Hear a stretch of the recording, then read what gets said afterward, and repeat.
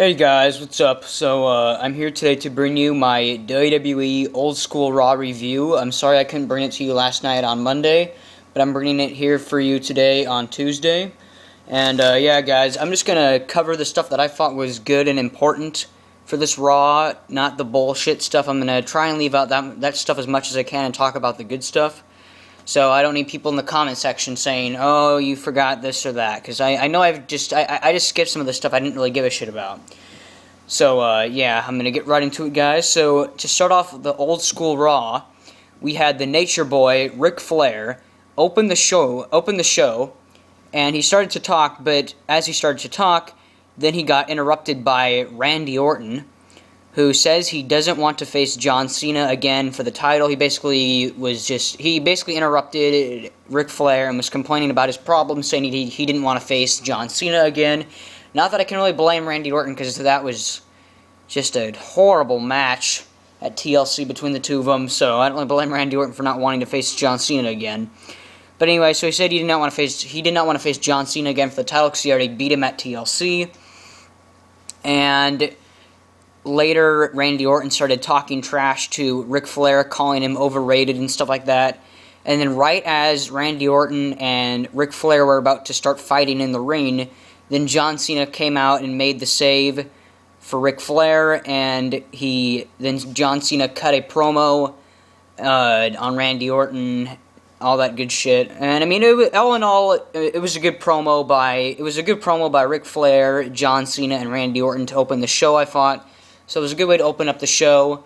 And yeah, if you guys didn't see it, I recommend you see it. It was an alright promo. I mean, it wasn't anything spectacular, but I thought it was good. And then next we had Daniel Bryan and the Wyatt family. And this was the first time that I saw Daniel Bryan tag team with the Wyatt family versus the Usos and Rey Mysterio. And to tell you guys the truth, I mean, this is just my opinion on it.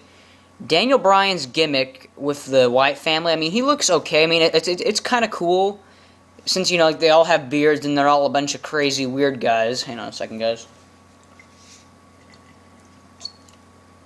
Sorry about that. But, yeah, Daniel Bryan's gimmick with the Wyatt family is kind of cool.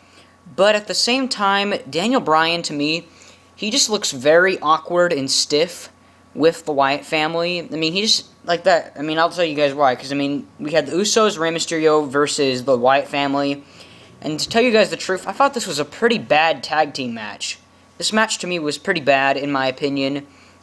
And, I mean, I'll give Daniel Bryan with the Wyatt family, I'll give that angle, that storyline a chance. But I just thought it was a pretty bad match. And I don't know. To me, it just seems like as if Daniel Bryan still needs to get used, and he needs to get more comfortable working with the Wyatt family right now. Because, I mean, he just looked very awkward with the Wyatt family. But maybe that's just maybe that's just me. But, yeah, and then also tonight it was made official that Batista will compete in the Royal Rumble match.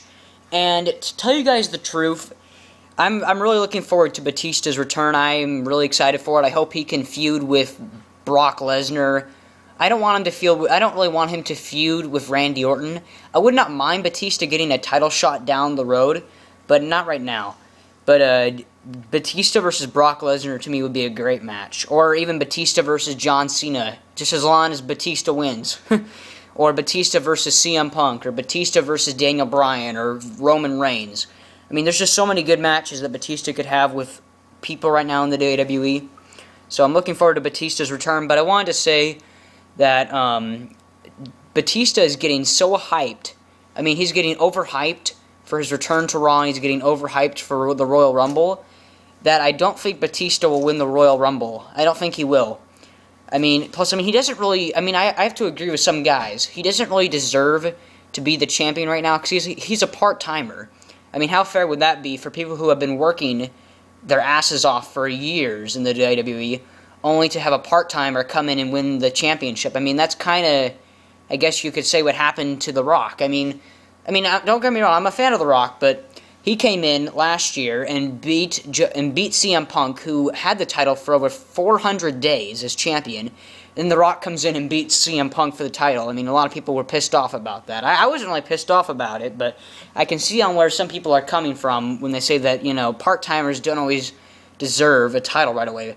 But That's just our opinion. But, yeah, I don't think that Batista will win the Royal Rumble, but he still is one of my top 5 to win the Royal Rumble. I mean, I don't think he will, but it's one of my top 5 to win the Royal Rumble, or top 3, so. Yeah, and then next we had Curtis Axel versus Big E Langston with Ryback on commentary. And, I mean, Ryback was okay on commentary, and Big E Langston Big E Langston won his match, squashing Curtis Axel. And I don't know about you guys, but Curtis Axel is getting buried, in my opinion. I mean, they're just burying him, and he deserves better than this.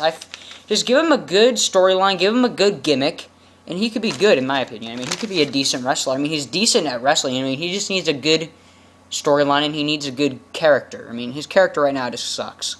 But I'm guessing they're doing all this to lead up to Ryback versus Big E Langston for the Intercontinental Championship at the Royal Rumble or something like that.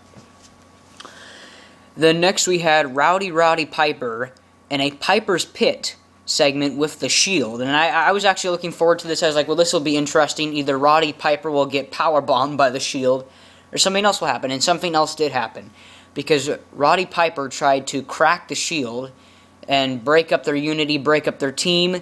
And it was good promos by The Shield.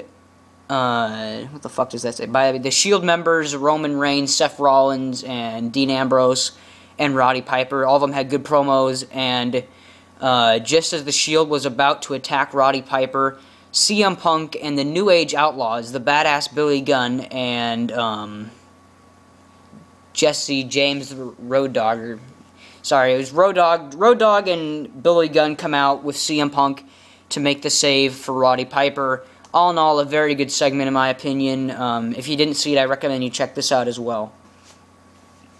And then next we had Cody Rhodes and Goldust versus the Real Americans, and Goldust and Cody Rhodes won. It was a pretty good tag team match, I thought. So, yeah, moving on. And then this is what pissed me off. We had Damien Sandow versus the Great Khali with Sergeant Slaughter as the guest referee. All I could say is, what the fuck? What kind of match is this? Honestly, what kind of match? Why is the Great Khali on Raw? I saw that he had Rajin Cena, his, what the fuck do they call him? His interpreter with him, which, I mean, I was kind of surprised about, because he hasn't been with the Great Khali in a long time, but anyway, I didn't really care. I mean, the Great Khali won. I fast-forwarded through the match. I didn't care about the match, and it's a waste of Damien Sandow. I don't know what's going on with Damien Sandow. I mean, before he had the Money in the Bank briefcase, then he cashed it in, and he lost the championship. And ever since that match with John Cena, where he lost his briefcase, he has just been doing shitty. I don't know what it is. I mean, there must be some kind of backstage heat on Damien Sandow, some kind of political bullshit. I don't know, but they gotta stop with this. I mean, Damien Sandow deserves much better than this. They should have. I mean, this is just not fair to Damien Sandow, and he's just getting buried, and I don't know why. And then next we had Brock Lesnar and Paul Heyman come out, and Paul Heyman cuts an okay promo. I'm not going to get into all of what he said, but it was an okay promo. It was just about the legends and all that other stuff, and I don't know. To me, I mean, it was an okay promo, but I think it was kind of dragged out a little. I mean, they kind of dragged it out a little.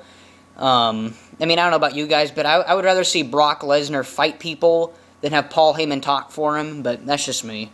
But, yeah, so it was kind of dragged out, but then Mark Henry comes out to fight Brock Lesnar again. Mark Henry charges the ring, and Mark Henry and Brock Lesnar start to fight in the ring, and then Brock Lesnar puts Mark Henry in the Kimura lock, which is like an arm submission, and Brock Lesnar breaks Mark Henry's arm, and so he broke Mark Henry's arm, and then as Brock Lesnar and Paul Heyman are leaving, surprisingly, as they're leaving, the Big Show comes out, and Brock Lesnar and Paul Heyman pretend to leave the ring, and then Brock Lesnar tries to attack the Big Show, only to get tossed out of the ring by the Big Show. So the Big Show came back, and Brock Lesnar and Paul Heyman pretended to leave, and then he started to attack the Big Show, only to get tossed out of the ring by Big Show. Pretty good segment, and, now we will probably see the Big Show versus Brock Lesnar at the Royal Rumble, which should be a pretty good, decent match, as long as Brock Lesnar wins, as long as Brock Lesnar dominates the Big Show, gives him an F5, breaks the ring, I don't know. As long as Brock Lesnar wins at the Royal Rumble against the Big Show, that's fine with me. But we're probably going to see that now at the Royal Rumble. Also, on Wednesday, there is some big announcement from Mr. McMahon, John Cena, Stone Cold Steve Austin, Shawn Michaels, and Triple H. Some big announcement they kept on talking about for Wednesday on WWE.com, YouTube, etc. 9:30 p.m. Eastern. Just thought I would throw that in for you guys. And then we had Wade Barrett cut a Bad News Barrett promo on the WWE Legends.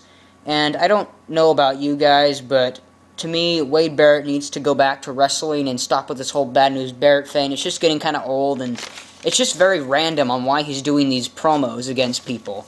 I think he needs to go back, make another stable, maybe join some, I don't know, they just got to do something else with Wade Barrett, I think. What if they had Wade Barrett and Damian Sandow be a tag team? Now, wouldn't that be better than this bullshit? But anyway, then next we had the New Age Outlaws introduce CM Punk for his entrance, which I thought was pretty cool.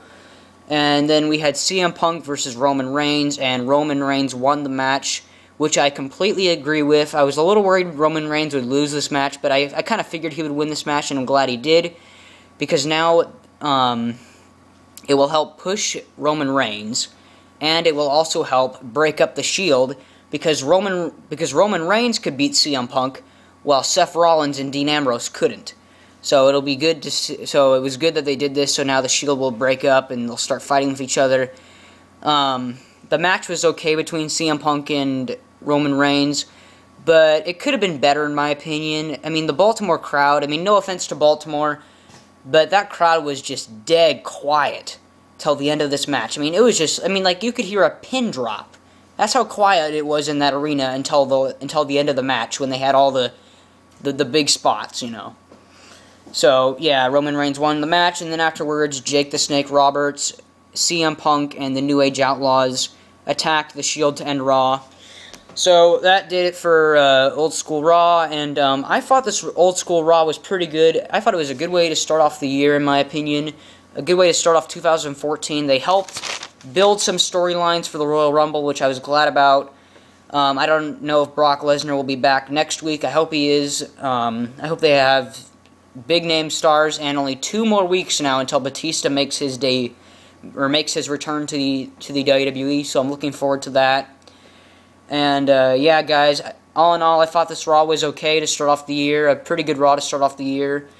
So like my video, comment on my video, guys, and subscribe to my channel. I'm close to getting to 100 subscribers. I'm close to 60 right now, so please help me out. And yeah, guys, take care.